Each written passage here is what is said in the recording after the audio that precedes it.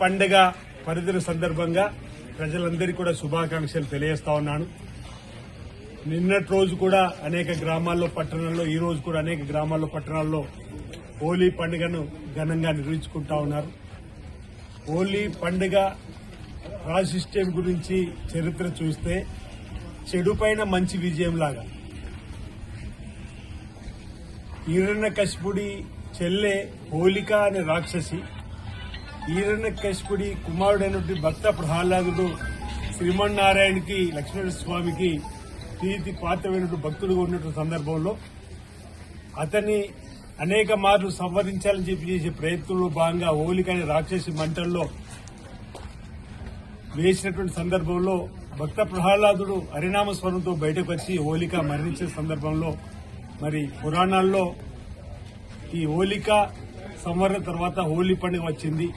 రకరకాల రంగులతోని తమ ఆనందాన్ని పంచుకొని చెప్పనేటువంటి మాటనంటే మన ప్రాంతాల్లో కామ దహనం చేస్తారు. హోలికా దహనం మరో ప్రాంతంలో చేస్తారు. ఈ కామ దహనం అనేది కూడా మనలో ఉన్నటువంటి కామ క్రోధ అంటే కోపాన్ని అన్నిటి కూడా పక్కన పెట్టే విధంగా దహనాన్ని చేస్తూ కొత్త రోడ్డులో ముందుకు పోయేటువంటి కార్యక్రమంగా కూడా హోలీ పండుగను చూస్తారు. రకరకాల రంగులను కూడా చల్లుకోవడం వల్ల అందరము సమానమైనటువంటి ఈరోజు మీరు ఫోటోలు చూస్తారు. ఉన్నత ఉద్యోగం చేసే కాడి నుంచి మొదలు కొడితే అటెండ్ ఉద్యోగం వారికి కూడా కలిపి ఆడేటువంటి పండుగలు హోలీ పండుగలు. అంటే సమానత్వం కోసం కూడా కనిపించేటువంటి పండుగలు.